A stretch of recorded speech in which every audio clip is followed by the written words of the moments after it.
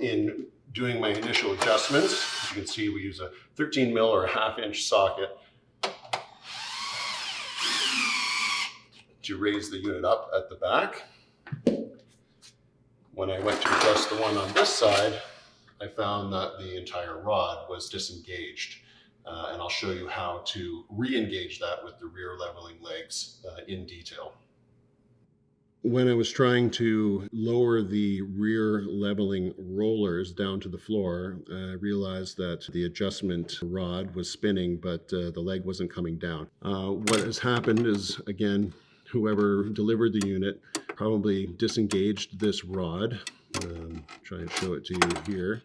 But what we're going to do is rethread that rod into this leveling nut, this nut here, which kind of can spin on an axis.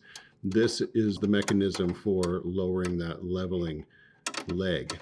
So we'll thread that in. My finger in here to keep it straight. So you can kind of peek into the side vents here and see the rod.